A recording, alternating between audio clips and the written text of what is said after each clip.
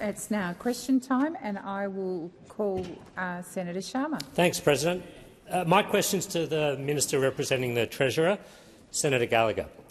Monthly inflation figures out yesterday show that inflation is again out of control and firmly above the Reserve Bank's target band, both in underlying terms and the headline rate.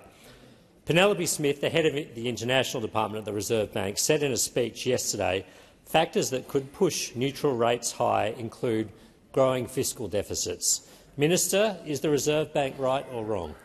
Thank you, Senator Sharma. Minister Gallagher. Just didn't hear the quote you read out. Sorry, there was just a bit about the noise. Can we just be really, really quiet? Would you mind just repeating the quote? Thank you, Senator Sure. Sharma. I was quoting Penelope Smith, head of the International Department at the Reserve Bank, who said in a speech yesterday factors that could push neutral rates higher include growing fiscal deficits. Minister, is the Reserve Bank right or wrong?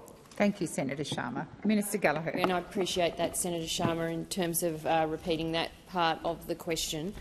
Well, I think we've always accepted that the government has a role to play in partnership with the Reserve Bank to ensure that inflation is heading down from when we were elected and getting it back into band, and part of that is getting the budget in better shape. And that's why our two surpluses, our getting the debt down, interest on debt down, reducing the deficits. I mean, we've seen the most substantial turnaround in the UCB in a positive way since we came to government on record. And I know those opposite want to ignore all of those facts. We know that you didn't promise a surplus and then never delivered one. We have, and we have halved the deficit, and we are doing the hard work in ensuring we're getting the budget in much better shape, and at the same time assisting households and Australians with cost of living help.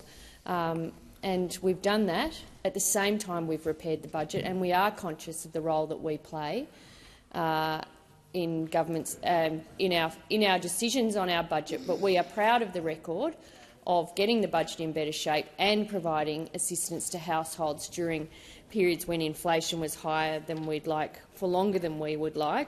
And we know that the job is not done. We know that there is more to do, and this government will do it. We will take the same approach we took in our first term, which is to look for savings where we can, reprioritise across the budget. If we get upward revisions to revenue, that we use that to improve pay down debt and improve the interest burden on that debt. All of that matters, and that's why we've taken that approach when taking our decisions. But we didn't have the same approach that those opposite had at the election, which was to slash and burn and hurt everyday Australians with their cuts. Thank you, Minister. Senator Sharma, first supplementary. Thanks, President. Minister, the Challenger chief economist and former RBA official Jonathan Kearns said yesterday two factors mean the RBA is unlikely to be able to deliver 2.5% inflation with a cash rate at its current level. First, financing conditions remain easy. Second, fiscal policy continues to provide some stimulus. The RBA needs to offset the stimulus from these two factors, and so a further cut is looking very unlikely. Minister, isn't it clear your policies are contributing to interest rate rises? Thank you, Senator Sharma. Minister Gallagher. Thank you. Sorry, I missed the end bit of that question, but I think I got the feeling of where you were going with that. The government has shown enormous fiscal discipline in the settings that we have in making sure that the decisions we take do not make the Reserve Bank's job harder. But we do not believe that the approach that those opposite took to the election, which was higher taxes and significant cuts on the budget, cuts to Medicare, cuts to pensions, a whole range of areas. Every time, Senator Ruston, every time you criticise excessive spending, what you are talking about is the indexation of pensions. It's around Medicare. Well, that is the figures that you use, and you used them all through the election campaign when you cited the spending you were concerned about. That is what it related to. And we hold you to account, and we are conscious of the role that we play, including supporting Australians during periods of higher inflation. Thank you, Minister. Senator Henderson, withdraw. I withdraw. And Senator Ruston, I believe you need to withdraw as well. Correcting the record. Senator Ruston. To assist the chamber, of course I will withdraw, but I still think the minister should perhaps correct the record. Thank you, Senator Ruston. Senator Ruston, thank you. Senator Sharma, second supplementary. Minister, EY Chief Economist Cheryl Murphy said yesterday in response to the inflation figures, if the re-acceleration in inflation is sustained over coming months, interest rate hikes are more likely than cuts in 2026. Do you agree with this assessment? Thank you, Senator Sharma. Minister Gallagher. Thank you. Well, I listen to a lot of economists, including many that are reported in the paper today, and unsurprising to the chamber, there are different views. I will leave the commentary to others, and I leave the decisions about whether the decisions the Reserve Bank makes to the Reserve Bank. That is their responsibility, and they are independent of government. Our job is to get the budget in better shape, to pay down debt where we can, to return revenue to the budget, and to ensure that services are being delivered in an efficient and effective way at the same time as delivering on our election commitments and making sure that we are supporting households. That is what we've done in the first 3 years, and we will continue that approach. Thank you, Minister. Senator Sterle. President, my question is to the most magnificent minister representing the Prime Minister, Senator Wong. Yeah, I know. On this final Senate sitting date of 2025, it's an appropriate time to reflect on the year that was. At the election in May, the Albanese Labor government recommitted to delivering for Australians, to ensure no one is held back and no one is left behind. Minister, how has the government been delivering its ambitious agenda? Thank you, Senator Sterle. Minister Wong. Senator Sterle for that question, and Senator Sterle knows the answer because it is something that he has done all of his political life and as a trade unionist, and the answer is, of course, what we have been doing is delivering for Australians. Delivering for Australians. And what better example today, than the announcement today as to the agreement to reform environmental laws, not only to protect our environment for future generations, but to speed up decision-making for projects in national priority areas like housing, renewables and critical minerals. And I want to pay tribute to Senator Watt for his tremendous work. President, this is what serious government looks like. Serious government looks like recognising what Australia needs and delivering it. And we've made real economic progress. But we know that Australians are still feeling cost of living pressures, and which is why this government continues to deliver responsible cost of living relief before the election in the form of tax cuts for every Australian taxpayer, and more to come, delivering cheaper medicines, more bulk billing and energy bill relief. We're cutting student debt like we said we would, and in fact 1.5 million Australians will have their student debt cut by 20% today. And we're making medicines even cheaper, capping the price of a PBS script at $25, $7.70 for pensioners and concession card holders from January 1st. And, of course, we are further strengthening Medicare, the largest ever investment since it was established, with more bulk billing for more Australians, opening more urgent care clinics across the country so more Australians can get free, quality care when they need it.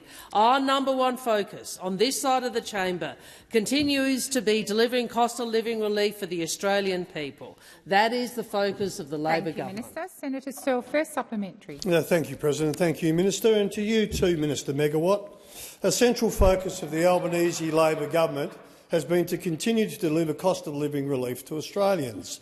What progress has the government made, and has there been support across the parliament for our cost of living measures? Thank you, Senator Sterle. Minister Wong. Australians deserve a government that is focused on what makes a difference to their lives, like cost of living, and that's what we have spent 2025 doing. That's what we have done. That's what we've been focused on prior to the election, and we have continued to deliver since the election. Meanwhile, those opposite have opposed almost every cost of living measure this government has put forward. The only thing they have managed to promise in this last 12 months is higher taxes. And, of course, they could not even negotiate on these important environmental reforms because that would require them to take time out from their favourite pastime of fighting amongst themselves. It wasn't even clear who would be their lead negotiator. We couldn't wait for months for another Liberal Party review so they could come up with a position with which some of them might agree. There is no coalition to negotiate with, a coalition in name only. Thank you, Minister. Senator Sterle, second supplementary. Yes, thank you, President. The Albanese Labor government has spent this year delivering for Australians and providing the strong, stable leadership Australians expect and deserve. What progress is the government making to build Australia's future, and what threats stand in the way? Thank you, Senator Sterle. Minister Wong. Thank you, Senator Sterle. Thank you, President. Well, we are building Australia's future. We are delivering cost of living relief. We are strengthening Medicare. We are building more homes. We are investing in reliable and affordable energy, and we are taking action on climate change. We are focused on delivering for all Australians. But what we see opposite is actually not a serious opposition. You see, they no longer represent nor understand what most Australians want. They insist on chasing the political fringes, trying to outflank One Nation, Mr Joyce already having jumped ship, and of those left in the coalition, we see a bevy of leadership contenders. We see Ms Lee, Mr Hastie, Mr Taylor, Ms McIntosh, maybe even Mr Wilson. What we know, they have no clear plan for Australians, and they are trying to drag their country to where their internal party arguments have taken them. We will focus on workers. Thank you, Minister Wong. Senator Chandler. Thank you, President. My question is to the Minister representing the Treasurer, Senator Gallagher. Minister, yesterday Minister Ayres couldn't tell the Senate how much your government's role in the pre-COP next year will cost Australians. Can you confirm how much it will cost Australian taxpayers? Thank you, Senator Chandler. Minister Gallagher. Thank you, President, and I thank the Senator for the question. And I did listen very closely to Senator Ayres' excellent responses to questions that he received yesterday. We're disappointed not to be bringing the world to Adelaide, but we think the agreement reached was a sensible one, one that reflects the importance of bringing the world's leaders to the Pacific so that they can see firsthand what some of the Pacific Island leaders and communities are so concerned about in their response to climate change. Thank you, Senator Ruston. I don't need your instruction about how to answer a question. The question was on COP, and I am answering. And I am relevant to COP. Thank you. Australia, in partnership with the Pacific, will set the agenda for and preside over a special pre-COP for leaders and others in the Pacific in 2026, which, as I said, will give the world an opportunity to see the Pacific climate impacts and solutions firsthand. And this was an important part of our advocacy around COP31, was our advocacy Minister, please resume your seat. Senator Chandler. Thank you, President. The Minister has been attempting to answer for more than a minute, and she's going nowhere near the question. The point of order is direct relevance. My question was, how much will the pre-COP cost Australian taxpayers? Thank you, Senator Chandler. And you also referred to questions asked of Minister Ayres yesterday. So I think the Minister is being relevant, and I will continue to listen carefully to her responses. Minister Gallagher. Thank you. Well, thank you. And I'm unsurprised that this is a new line of attack on climate from the opposition. We understand that. Well, pretend you're doing something else, Senator Ruston, if it helps you sleep at night. I'm sure you argue very strongly for net zero. Don't walk away. We saw the result of that. We haven't ever seen a quieter Senator Bragg in the last sitting week than we've seen. Apparently he got everything he wanted. We feel for you. In relation to costs, they will be determined in the usual way, as you would expect, just as costs of climate through our disaster relief fund and all the resources we put into that are dealt with in the expired. Senator Chandler, first supplementary. Thank you, President. Minister, has Mr Bowen briefed you on what next year's pre-COP will cost Australian taxpayers? Thank you, Senator Chandler. Minister Gallagher. The thing about how this government works is that we work together and we talk all the time. And we talk about what's in the nation's interest. We have meetings, we have structured processes, we have decision-making. Unlike those opposite, who do all of their briefings on Sky News and who trip over each other, presumably in the corridor, in order to get their slot. Sorry, Senator Chandler. Minister, please resume your seat. Senator, order. I'm waiting. Senator Chandler's on her feet. Senator Chandler. The point of order once again is direct relevance. That was a very short, tight question. All we need to know is whether Mr Bowen has briefed this minister. Thank you, Senator Chandler. I will draw the minister to your question. Minister Gallagher. And we're really proud of the role that Minister Bowen played in Brazil. We're very proud of the role that he has secured as President of negotiations and the advocacy he provided on behalf of Australia and the Pacific. And we think it is in the world's interests to continue the discussions and to bring the world's attention to what's happening in the Pacific. Unsurprising from those opposite who made a joke about how water lapped at the sides of some of these nations, that they would be taking the view that they currently are on this important matter to our Pacific friends.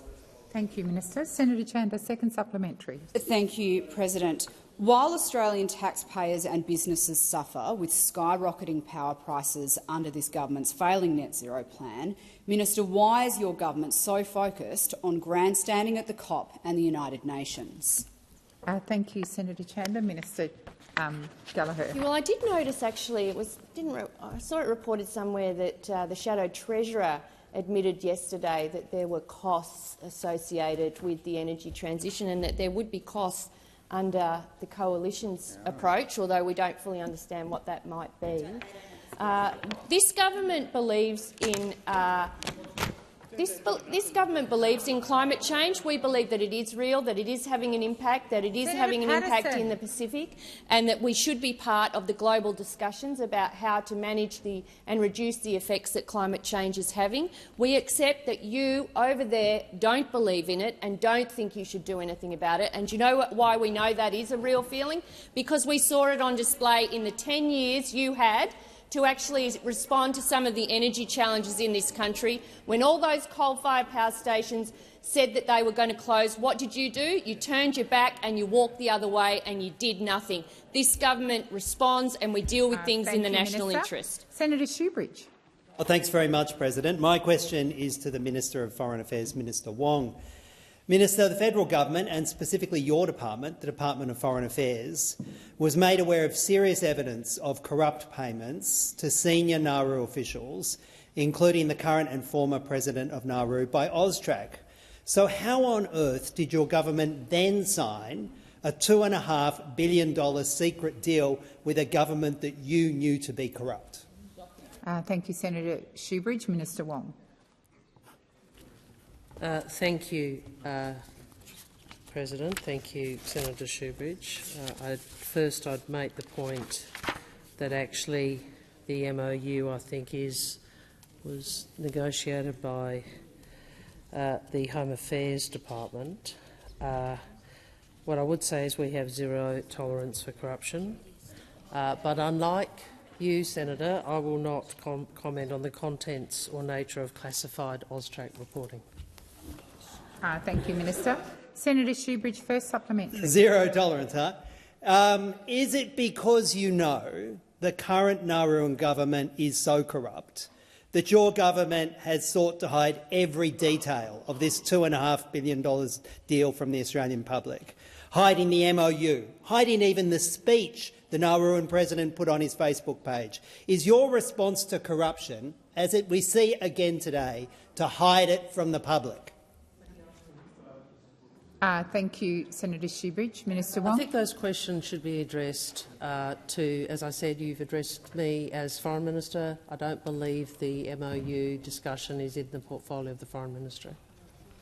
Thank you, Minister. Senator Shoebridge, second supplementary. Well, Minister, that says it all, doesn't it?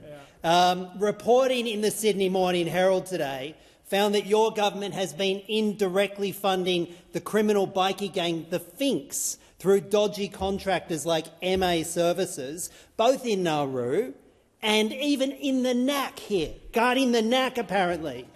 Why hasn't your government, why haven't you taken action to stop these contracts, or is giving Australian public money to bikie gangs now Labor policy?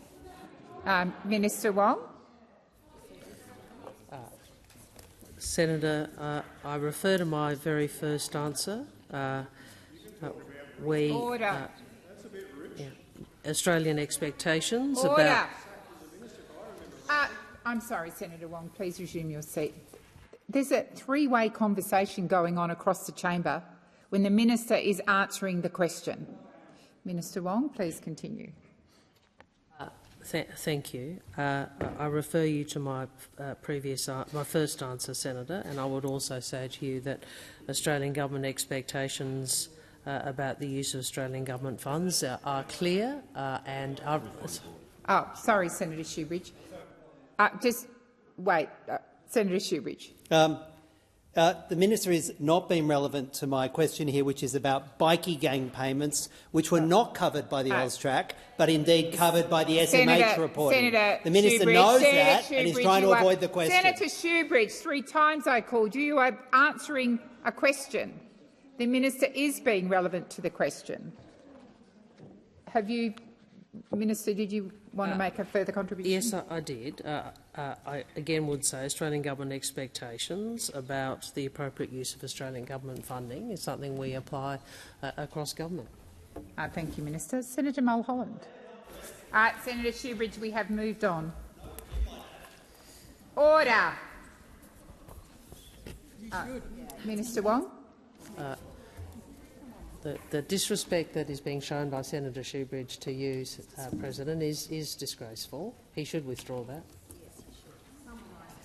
Senator Shoebridge, you've been invited by Minister Wong to withdraw those comments. Yeah, I withdraw them, President. Sorry? Thank you. I withdraw them. I withdraw them, President, is what I said. Thank you, Senator Shoebridge. Senator Mulholland. Thank you, President. My question is to the Minister for Women and Minister for Finance, Senator Gallagher. Today's release of the Workplace Gender Equality Agency's Gender Equality Scorecard is a timely reminder of why closing the gender pay gap matters for fairness and economic growth. Equal pay strengthens families, it boosts productivity and it lifts living standards. What do the latest figures reveal about progress, and how are the Albanese Labor government's reforms helping to deliver better outcomes for women and the economy? Thank you, Senator Mulholland. Minister Gallagher. Thank you, President. I thank Senator Mulholland for the question and for her ongoing interest in women's equality or gender equality and the gender pay gap. The report today from the Workplace Gender Equality Agency's use of data shows that the gender pay gap continues to narrow, dropping to 21.1%, down from 28.8%. This report does include CEO and manager pay and captures total remuneration for workers in private sector firms with 100 or more employees. The median gender pay gap is down to 16.4% from 18.3%, the biggest drop since median pay gaps have been reported.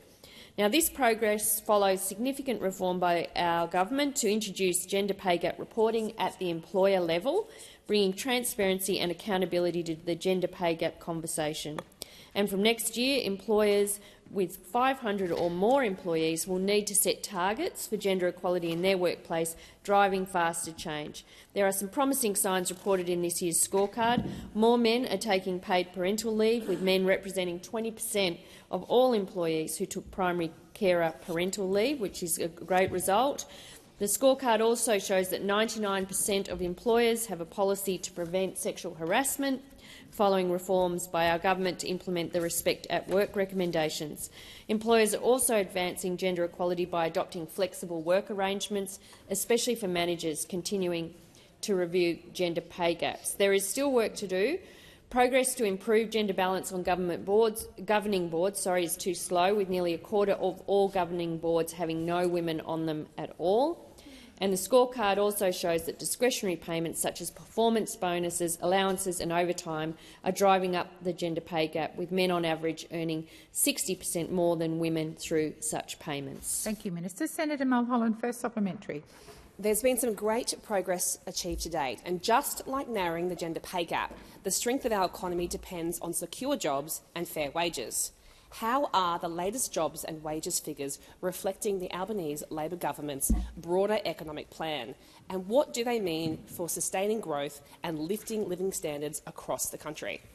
Thank you, Senator Mulholland. Minister Gallagher. Thank you, and I thank Senator Mulholland for that supplementary.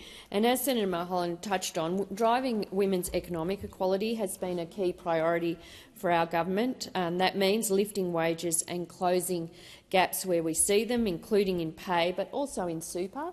And we've done a lot of work, and I acknowledge Senator McAllister, who, when we first came to this place, did a very significant piece of work around the inequality when it comes to women's superannuation. Labor's tax cuts also, when we ensured that women taxpayers were 90% better off under our arrangements, and of course reforming the low-income super tax offset to support lower-income women to save more for their retirement. We've introduced payday super again to ensure that people get their super earlier, and that will assist closing that gap as well. And it has, of course, joined with our broader focus on driving wages and making we're getting wages moving again. Thank you, Minister. Senator Mulholland, second supplementary. This year we have already seen a strengthening economy with a narrowing of the gender pay gap, record employment and rising wages across the economy. How do these results position Australia for the year ahead? And why is it critical to maintain these gains for families and for businesses, especially in the face of those who would take a different approach?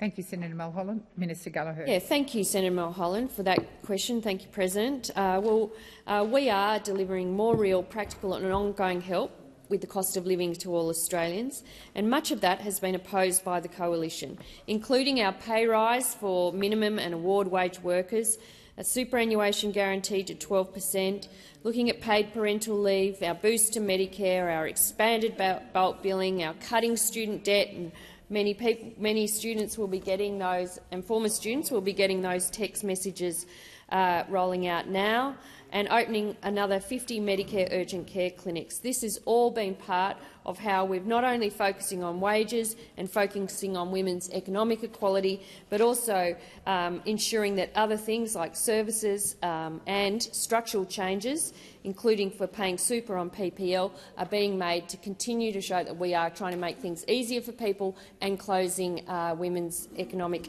inequality at the same time. Thank you, Minister. I am informed that Senator Thorpe has given her question to Senator David Pocock. Senator Pocock.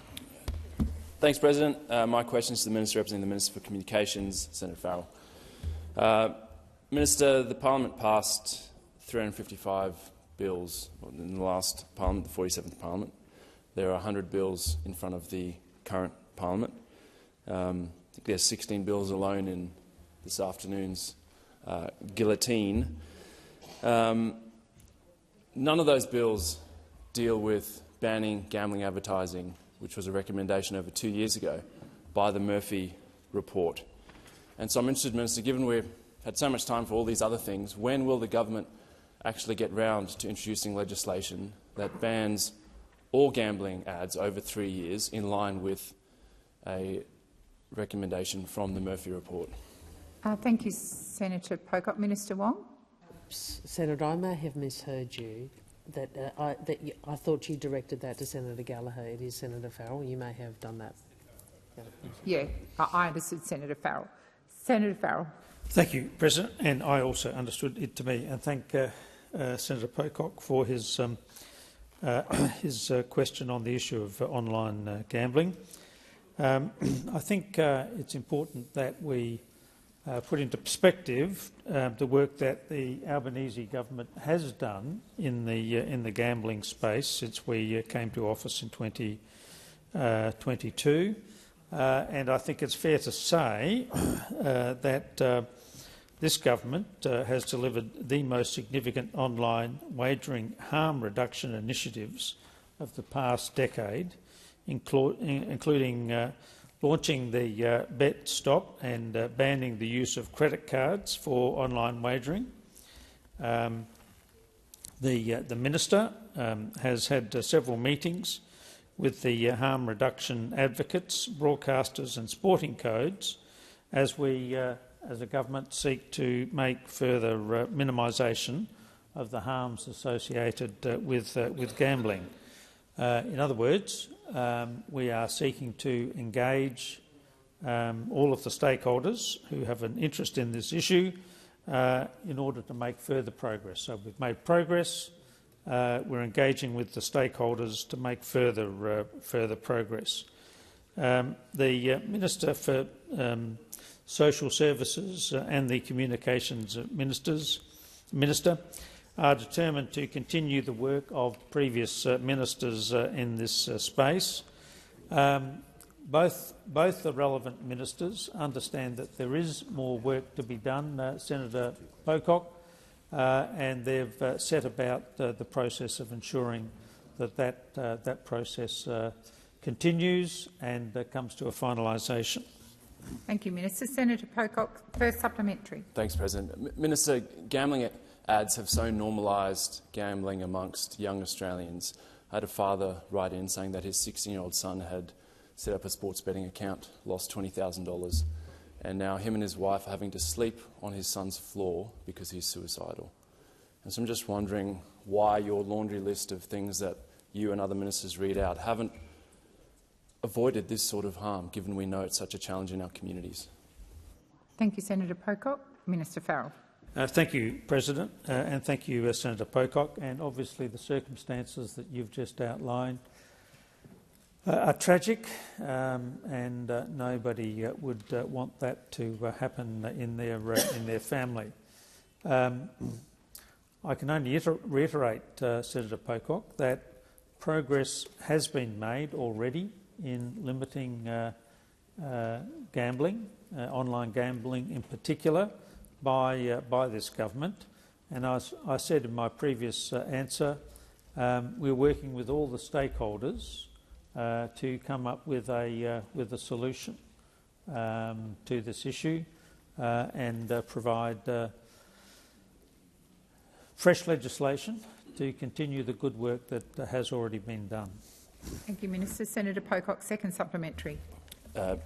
Thanks, President. Thanks, Minister. Minister, we've seen online gambling increase over the last 12 months, which kind of flies in the face of what you're saying. And I'm really interested. We have these awful harms happening in communities across the country. You have a landmark report that laid out how to treat this as a public health issue with recommendations. Why is the government not implementing the Murphy report? Thank you, Senator Pocock. Minister Farrell. President, and thank Senator Pocock for his second supplementary question. Look, progress is being made. Can I just give you a few facts in this space, Senator Pocock? BetStop has officially reached over 50,000 registrations. In fact, the figure is 51,079, 39% of whom have chosen a lifetime ban. There's 32,610 of these are active exclusions. Around 4 in 5 people who have registered for self-exclusion. Minister Farrell, please resume your seat. Senator Pocock. Sorry, President, just on relevance, the Murphy report didn't recommend BetStop. I'm specifically asking about the recommendations of the Murphy report. Yes, and the minister is being relevant, and I will draw him to the Murphy report, but he is talking generally about what the government has done. Minister Farrell. Thank you, President. Around 4 in 5 people who have registered for self-exclusion have since experienced a better overall quality of life. Minister Farrell. Sorry, Senator Pocock. Sorry, President. Maybe I'll try again. Just on direct relevance then, BetStop was not part of the Murphy report. I'm really interested in the Murphy report and when that will be implemented. Thank you. I will continue to listen carefully, and if necessary, I'll draw the minister to your question. Minister Thank you, President. Look, we have made progress in this space, Senator Pocock. We've banned the use of credit cards for online wagering. We've forced online wagering companies to send their customers monthly activity statements outlining wins and losses. We've provided thank you, Minister Farrell. The time for answering has expired. Senator Kovacic. My question is to the Minister representing the Prime Minister, Senator Wong. Reports today say the Housing Minister, quote, read the Riot Act to Housing Australia bureaucrats. The HAF scoreboard is not good. It has bought 889 homes, built none, and in some cases is spending $1.3 million per dwelling, almost 3 times the average Australian cost to build one, all while Housing Australia faces accusations of severe governance dysfunction. Will the government admit that it has lost control of its housing agency? Thank you, Senator Kovacic. Minister Wong. The answer to the last part of that multifaceted question is no. What I would also say, Senator, as you know, this government is making it a priority to invest more in housing. I appreciate that has not been the position of the party of which you are a member, although you weren't a member of the relevant government. I would appreciate that you may not be aware of the history, but obviously we do have a housing affordability challenge in this country. It is regrettable that over many years of coalition governments there was not federal government involvement in increasing supply. We are determined to change that. 373 social and affordable houses you built in 9 years, Senator Henderson. 373 in 9 years. Why don't you stand up and defend 373 in 9 years? But I'm not going to let Senator Henderson disrupt your question, Senator Kovacic. The minister is very focused on— Senator Henderson, I've called your name at least 4 times. Minister Wong, please continue. Thank you. The minister is very focused on making sure that we deliver our $43 billion housing plan as effectively and as efficiently as possible, and that is a good thing. That is a good thing for the country, that is a good thing for the economy, and it is a good thing for people seeking to own their own home. Thank you, Minister. Senator Kovacic, first supplementary. Why does the Albanese government continue to disobey Senate orders to make the $24,000 report into the governance dysfunction at Housing Australia public? What is the government trying to hide? Thank you, Senator Kovacic. Minister Wong. Senator, I'm not sure which of the many Senator Andrew Bragg OPDs you are referring to, but I can say we have received multiple OPDs from Senator Bragg. I can say that, frankly, I don't think he is utilising that mechanism of the Senate with any seriousness. I mean, when governments get requests that are due that day, I think he knows that we are not going to be. Senator Henderson, I'm trying to answer the question. Oh, here he is, Mr OPD. Minister Wong. Senator Bragg. Thank you very much. Point of order on relevance. The question was, when will the government comply with the order? Thank you, Senator Bragg. The minister is being directly relevant to the question. Minister Wong, please continue. I think I am being directly relevant. I do respect this institution, and I have used OPDs in opposition too, but what we see from the opposition, in particular the Senator Bragg, it's not a serious use of the Senate's powers. Because because you give us, you give us a day or less time has expired. To provide. Thank you, Minister Wong. Senator Kovacic. The Albanese Labor government. Second supplementary. The Albanese Labor government is spending $60 billion to build fewer homes than the previous coalition government. Will the Albanese Labor government apologise? Senator Kovacic, please resume your seat. Minister I would really appreciate it if you could start that again. Your colleague, Senator Bragg, was obviously very keen to talk about himself, but I'd quite like to hear your question. Thank you. Senator Kovacic, if you would start your question again, and we'll start the clock again. Thank you. The Albanese Labor government is spending $60 billion to build fewer homes than the previous coalition government. Will the Albanese Labor government apologise to Australians for making the housing crisis worse than ever? Order on my right. I've had Minister Wong on her feet because she couldn't hear an answer because of interjections. Senator Kavasik, have you finished the question? Thank you. Minister Wong. Well, thank you, Senator. You know that statistic isn't true. I mean, the reality is you're comparing all houses built, including private construction, with what government is contributing to. And you know why the people who wrote that question don't want to compare what governments are supporting and what between your government and ours is because the coalition government wasn't interested in supporting more housing. I mean, let's be clear. Now, what we have been really very clear about is that we are delivering homes, building more homes and making it easier for first-home buyers. We are cutting red tape. We are making it easier for builders to get on with a job. We are delivering social and affordable homes, and we are delivering homes for Senator? Senator Ruston, even though they're quiet interjections, I can still hear them, and so can the minister. Minister Wong. We know that those opposite has had a decade in office, and they built 373 social and affordable homes. We have over 5,000 have been completed under Commonwealth programs. The time for answering has expired. Senator Whittam. Thank you, President. My question is to the Minister representing the Treasurer, Minister Gallagher. Minister, at the last sitting week, I put it to you that Labor was putting young people at the risk of mortgage stress with the 5% deposit scheme, given all the economic indicators pointing to a rate hike.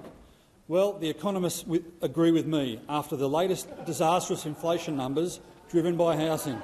Order. Now they're saying up to 2 rate rises in 2026, just in time for Labor to start cutting jobs.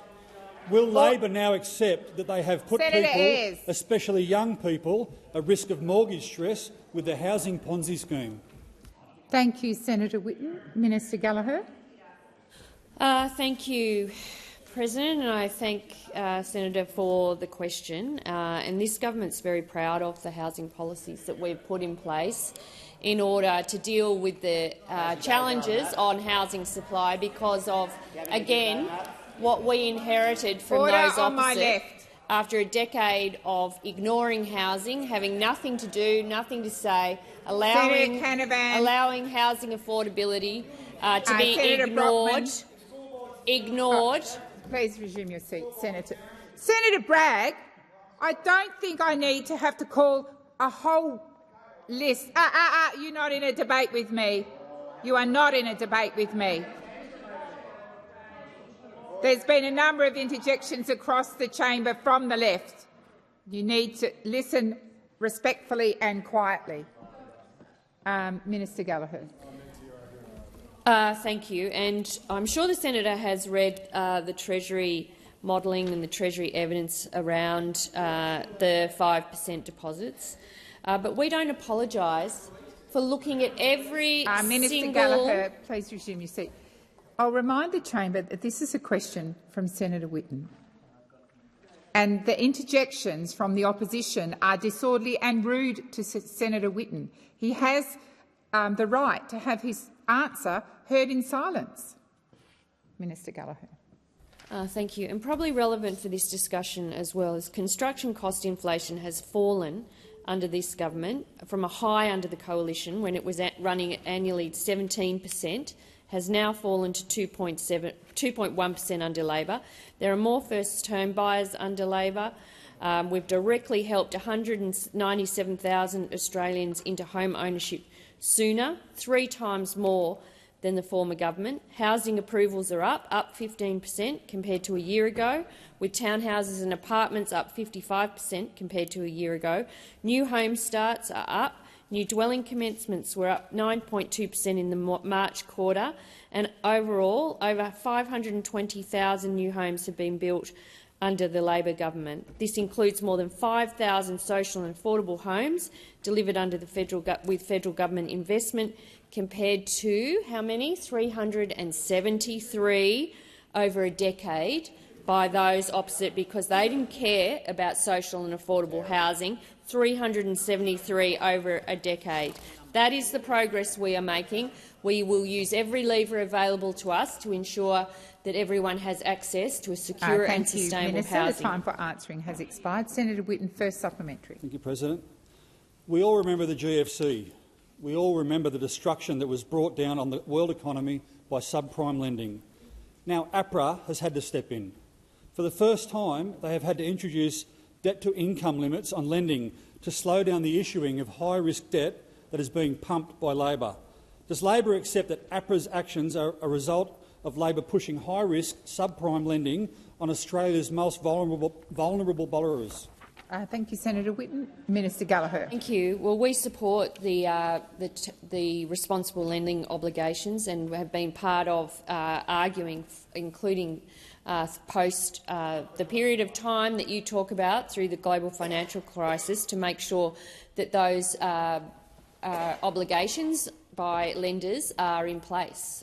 We think, and we have a strong, well-run banking system in this country. The banks take and the lenders take their obligations seriously around ensuring responsible lending, and that's an important part of their responsibility as regulators. Our job is to make sure that we're doing what we need to do under the policy arrangements that we have on our housing agenda, to make sure that all those arrangements are in order. We believe they are, and I commend the work of the Housing Minister, Minister O'Neill, for all the effort and energy that she brings to this portfolio, which, as we said, had been ignored for 10 years under those opposite. Thank you, Minister. Senator Whitten, second supplementary. Thank you, President.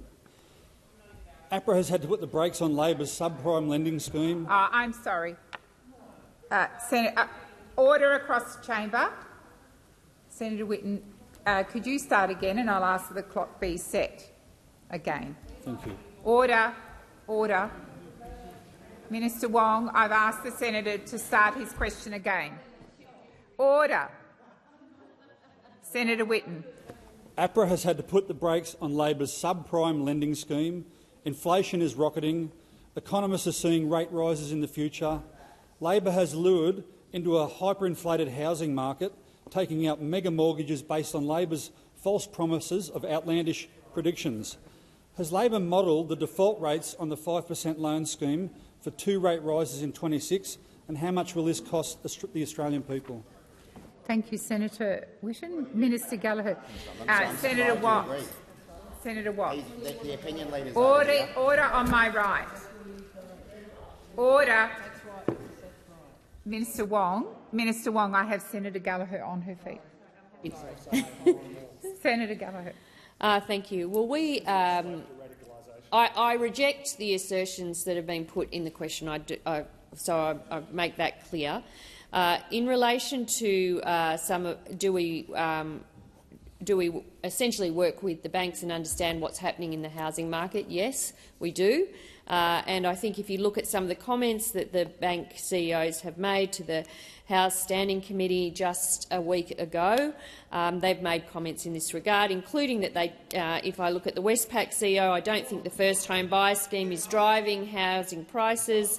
And from the CEO of CBA, I know Treasury has done some— Minister Gallagher, please resume your seat. Minister Wong.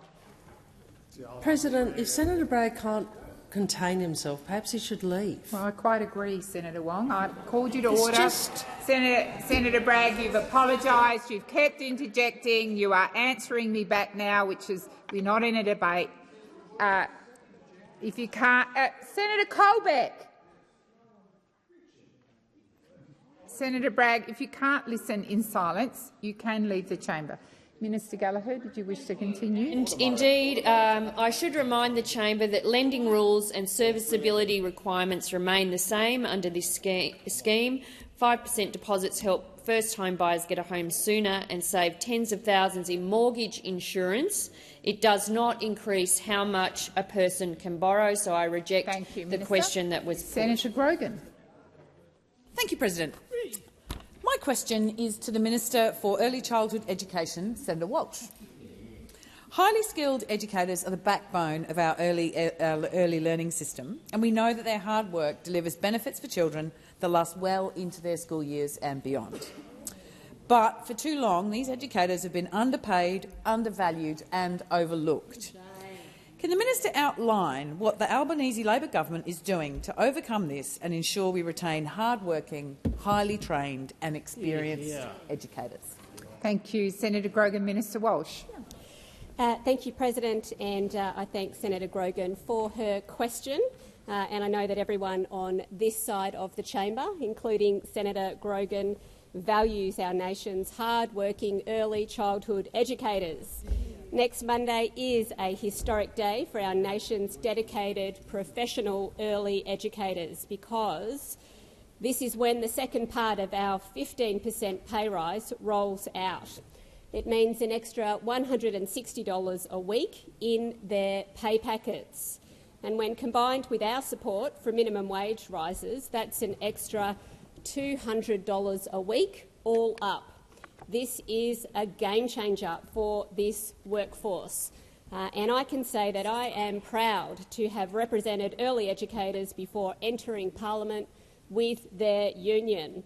And I'm proud to have stood with them as they advocated for the respect and the recognition that they deserve under 10 long years of Liberal governments who never listened and never acted. And I am proud to be part of an Albanese Labor government that has listened, that has acted and that is delivering this much-deserved 15% pay rise. This is a predominantly female workforce who for too long were asked to accept low wages for the love of caring for children. For too long, our dedicated early educators were underpaid and were undervalued by those opposite. And we are changing that because we know that love doesn't pay the bills. We know that traditionally female-dominated work, like education and care, is highly skilled work. We know it deserves to be valued in the community, valued by government and valued in the pay packets of our educators. The time has expired. Senator Grogan, first supplementary. Thank you, President. Minister, that's great to hear about that 5% pay rise next week. I think this side of the chamber are all very excited about that. You've also spoken about the importance of the pay rise for early educators who are already feeling that relief in terms of cost of living. Can you please outline for us how the pay rise is stabilising the sector and what impact that's having on children and on their families? Thank you, Senator Grogan. Minister Walsh. Thank you, President, and thank you, Senator Grogan. Well, when the Albanese Labor government first came to office, we inherited a sector which educators were leaving in droves, and that was because of a decade of coalition neglect. A decade of talking down this workforce, a decade of low wages by deliberate design. We inherited high vacancy rates, high burnout rates and widespread casualisation. But since educators received the first 10% of their pay rise in December last year, we have seen this turn around. The number of educators is up. Vacancy rates are down. Educators are able to stay in the jobs that they love. And when educators can stay in their jobs, it means more stability for children, more stability for families and more stability for the sector that they Thank you, rely Minister. The time on. for answering has expired. Senator Grogan, second supplementary. Thank you, President. Thank you, Minister. That's excellent news. We know that a quality, respected workforce is the foundation of a quality early education system, and the Albanese Labor government is delivering for these workers, as you've pointed out, with a well-deserved 15% pay rise. Could you take us through why the government has taken this approach to the early childhood workforce? Thank you, Senator Grogan. Minister Walsh.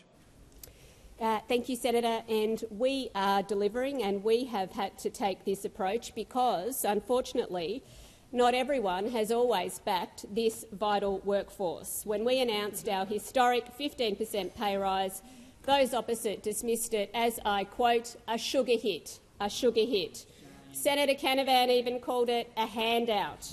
On this side of the chamber, we know that our early childhood educators, they earned this pay rise. Families know that educators earned this pay rise. But those opposite don't believe that early childhood educators deserve a cent more. Those opposite left educators stranded and they left services stranded. Order. That is their legacy on that side of the chamber. Educators tell me that they finally feel valued. And you can jeer all you like, Senator Canavan and your colleagues, Minister, but educators know who backs them. Chair. Thank you. Time has expired. Senator Canavan. Thank you very much, Madam President. My question is to the Minister representing the Minister for Climate Change and Energy, Senator Ayres. Minister, new data released today shows that Australia is barely reducing its carbon emissions. They're slightly fallen to 437.5 million tonnes of carbon dioxide equivalent emissions for the 12 months to June 2025. Minister, when the government came to power over 3 years ago, annual emissions were 440.5 million tonnes. So in 3 years, the government has achieved an annual emissions run rate of just 1 million tonnes per year. During the last coalition government, emissions reduced at a rate of 13 million tonnes per year. So, Minister, why was the last Liberal National government able to cut emissions at a rate 13 times that you have, despite your promise to get to net zero by 2050? Thank you, Senator Canavan. Minister Ayres. Well, it's a tough day for those of our colleagues in the National Party. It's a tough day, and you know I know that what our opponents hope for and pray for is that they're hoping for a little bit of bad performance because nothing fills their hearts full of joy. Nothing fills their hearts full of joy than a bad outcome. But this is an unambiguously good outcome. This is an unambiguously good outcome. Now it is true. It is true that a bit like the opposition's approach to COVID accounting in a range of other areas, it is true that during that COVID period, that emissions in areas like transport declined. That is true. That is true. But what has happened here is an unambiguously good outcome, where the equivalent of our whole aviation sector in emissions terms, Senator Canavan, you've asked your question. has reduced. It is. I don't want to trigger anybody over there. But it is an uptick in emissions performance, and that is a good thing. But I know that this question really is framed by the sort of politics of negativity and the politics, the sort of old fogey politics of hating on the science of climate change, hating on emissions reduction, really being absolutely focused on trying to talk national endeavour in these areas down, and by all means continue on that path. Thank you, Senator Ayres. Minister Ayres. Senator Canavan, first supplementary. Thank you, Madam President. To get to the government's target, Minister, of 62% emissions reduction by 2035, Australia must cut its emissions at an annual rate of 21 million tonnes per year for the next 10 years. Given the government's only been cutting emissions at a rate of 1 million tonnes per year, how is a 62% target realistic or affordable for Australians? Thank you, Senator Canavan. Minister Ayres. Well, in the year to June 2025, Australia's total emissions decreased by 10 megatonnes, or 2.2%. Our annual emissions are now 29% below 2005 levels. We've seen decreased electricity emissions, reflecting record renewables generation. What we are seeing is that's the thing. Minister Ayres, please resume your seat. Senator Canavan, Senator McDonald, come to order. Senator Canavan. Minister Ayres, please continue. We've seen decreased emissions in agriculture, decreased emissions from industrial processes, decreased emissions in stationary energy, decreased fugitive emissions. I mean, these reflect the efforts not just of the Commonwealth Government but of industry to work hard to achieve these outcomes in the national interest. Senator Canavan, second supplementary. President, Minister, to get to net zero by 2050, Australia's required run rate for emissions reduction is 18 million tonnes per year. But the government's only been going at a current run rate of just 1 million tonnes per year. At that rate, we'll hit net zero in the year 2462.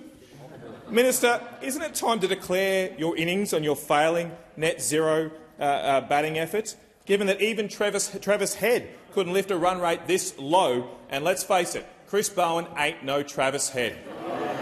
Thank you, Senator Canavan. Minister Ayres. Order on my right. Senator Watt. Minister Ayres, I've called you.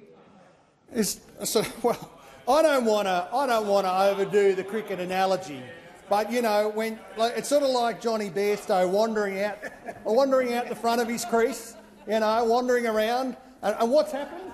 Barnaby's gone. Barnaby's gone. Like the National Party gone so far right. Minister Ayres. Senator Henderson. Order on my right. Order. Minister Watt. Senator Henderson. Minister Watt, stop making faces at me, would you? Senator Henderson, resume your seat. Resume your seat. Order. Order. Order.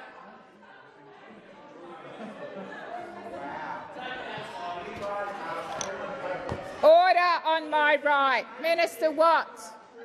Minister Watt. Senator Henderson. Order, President. Senator Watt just made a very inappropriate comment, which is unparliamentary. Could you please ask him to withdraw that? Senator Henderson, I did not hear any inappropriate comments, but I know that Minister Watt, if he thinks he did make an inappropriate comment, would withdraw that.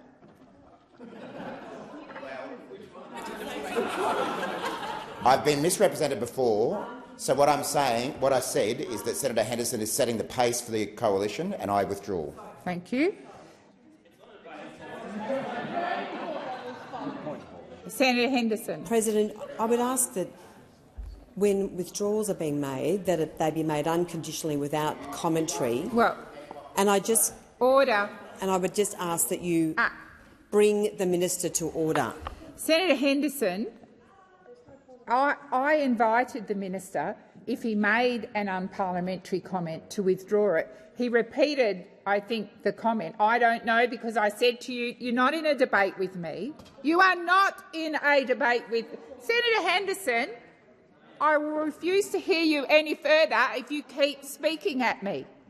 You've made your point of order. I said at the outset of the point of order I didn't hear anything unparliamentary. I think my record on pulling people up on unparliamentary behaviour speaks for itself. I invited the minister, if he made a comment, to withdraw it. He made a comment which was not unparliamentary. Let's move on. I'm going to invite Senator Ayres to continue his response. I remind him that he needs to address the chair. Well, I have to confess I have, over the last couple of minutes, lost the thread of whatever the cricket question was over there, President. I just say, we have got a job to do. We have set targets. Australians have elected this government to deliver lower emissions, to build an electricity system that is modern and fit for purpose, to get Australian industry up and off the mat after a decade of disinvestment, of forcing business offshore. This is a government that's for manufacturing and for a modern electricity system. Thank you. Minister Wong. Thank you. I ask that further questions be placed on notice.